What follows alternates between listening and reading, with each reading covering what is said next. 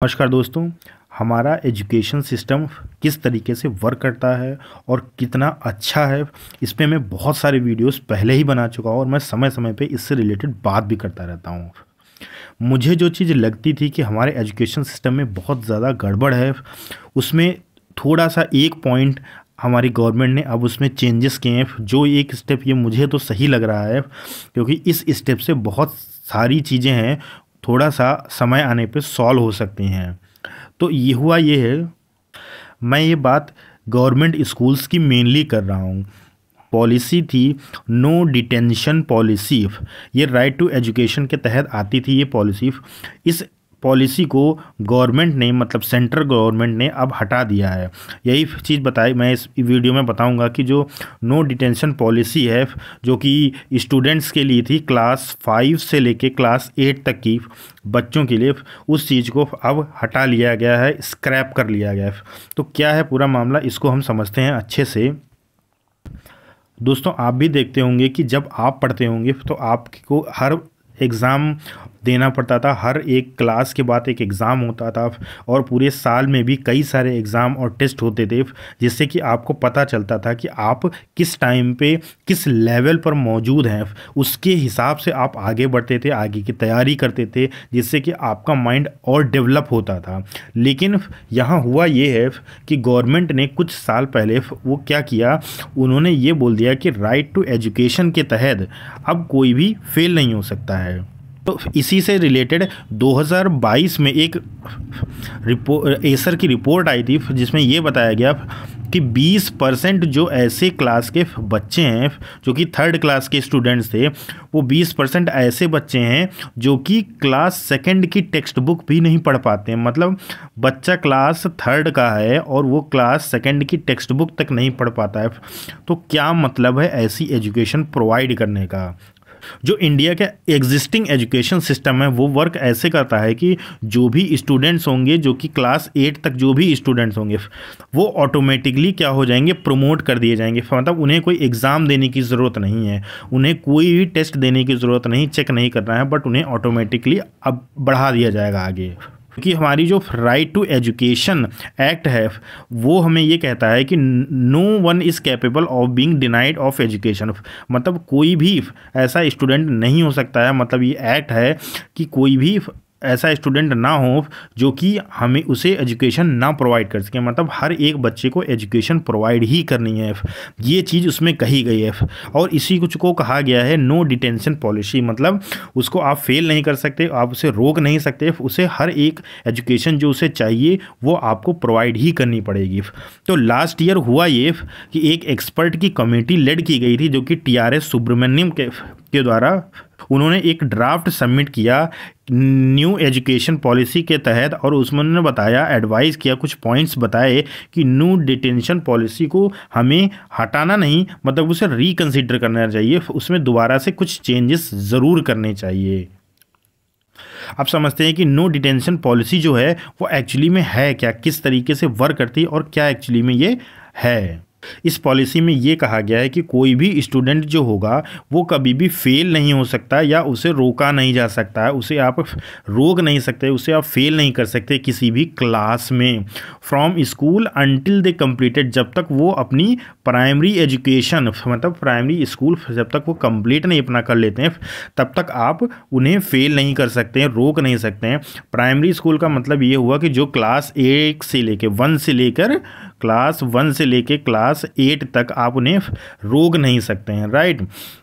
और इसी का आर्टिकल 21A यही राइट टू एजुकेशन कहता है कि हम फ्री एजुकेशन और मैंडेटरी एजुकेशन हर एक बच्चे को देंगे, जो कि जिसकी अगर एज 6 से 14 साल तक 14 साल तक अगर उसकी एज है तो उसके हम हर प्रकार की एजुकेशन प्रोवाइड करेंगे।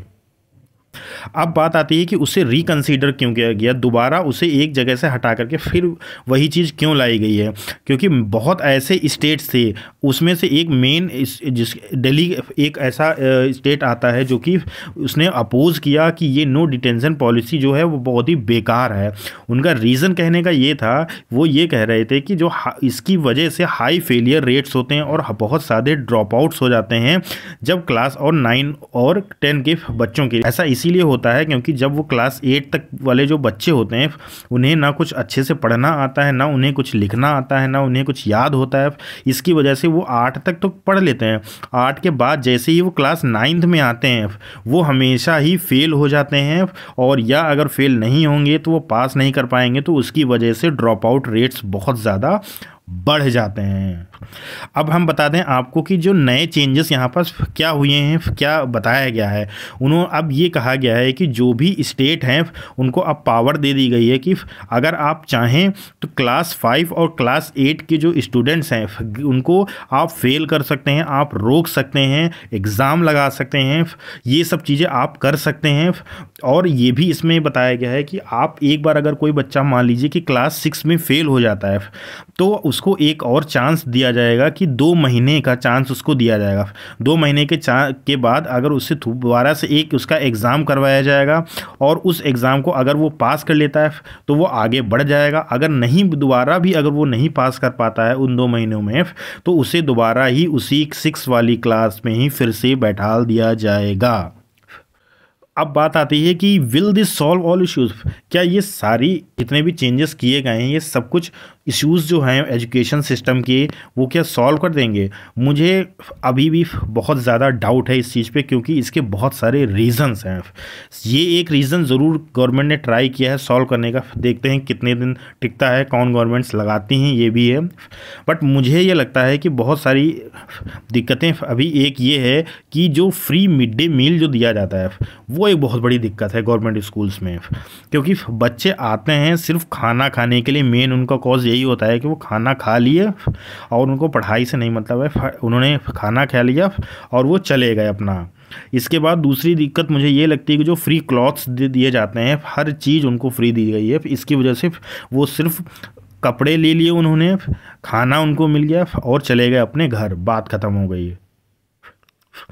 और अगर रोड्स की बात करें हमारी और इंफ्रास्ट्रक्चर की बात करें, अगर हमारे स्कूल्स, गवर्नमेंट स्कूल्स देखोगे तो हमारे यूपी में तो बहुत ही ज़्यादा बदतर स्कूल्स हैं। मतलब उनकी बिल्डिंग्स ऐसी, बहुत सारे स्कूल्स की बनी हुई हैं ऐसी, जैसा लगता है कि किसी कबाड़ खाने में आप बैठे हैं। ये वाकई में ऐसी ही स्थिति है बहुत जगह। बहुत जगह की अभी भी ऐसी रोड्स हैं जहाँ लोग जा ही नहीं पाते हैं पढ़ने के लिए। रेनी डेज़ में आप देखेंगे कैसे कैसे बच्चे होते हैं, कितनी ख़राब रोड्स हैं, वहाँ आप बाइक से नहीं चल सकते हैं तो बच्चे पैदल कैसे जाएंगे। ये भी एक इंफ्रास्ट्रक्चर की बहुत बड़ी दिक्कत अभी भी है। एक और दिक्कत मुझे लगती है कि ट्रेनिंग, जो टीचर्स पढ़ाते हैं उन टीचर्स की ट्रेनिंग जो होती है वो और ज़्यादा स्ट्रिक्ट और ज़्यादा अच्छी और सही से होनी चाहिए, जिससे कि जो लोग पढ़ाते हैं, बहुत सारे अभी भी ऐसे टीचर्स हैं जिनको बहुत सारी नॉलेज की में लैक करते हैं। तो इस चीज़ पे भी गवर्नमेंट को वर्क करना चाहिए, फिर समय समय पे ट्रेनिंग्स अच्छे से देनी चाहिए। और एक और दिक्कत लगती है कि मुझे जो पेरेंट्स होते हैं, सारी रिस्पॉन्सिबिलिटी गवर्नमेंट और टीचर्स की ही नहीं है, इसमें जो पेरेंट्स का होता है बहुत बड़ा रोल होता है। जैसे आप लोग भी पढ़ते होंगे अपने स्कूल्स में, आपके पेरेंट्स घर पे आते होंगे, आप पूछते होंगे क्या पढ़ा है, क्या उन्हें सिखाया गया है स्कूल में, उनके बारे में पूछते थे, समझते थे। तो ये एक बहुत बड़ी दिक्कत है कि गवर्नमेंट स्कूल्स या जो भी गवर्नमेंट के जो बच्चे होते हैं वो घर पे जाके सिर्फ खेलते कूदते हैं, बाकी उन्हें पढ़ाई से कोई मतलब नहीं होता है, ना स्कूल में पढ़ना उनको है ना घर पे पढ़ना है। तो ये एक बहुत बड़ी दिक्कत है एजुकेशन से रिलेटेड। तो कई सारे अभी फैक्टर्स हैं जिन पे गवर्नमेंट को वर्क करना पड़ेगा। देखते हैं आने वाले समय में क्या और चेंजेस हो सकते हैं। अगर आपको वीडियो सही लगा तो हमारे चैनल को सब्सक्राइब ज़रूर करिए और लाइक करिए और लोगों के साथ अगर शेयर करिए अगर अच्छा लग रहा है। Thank you.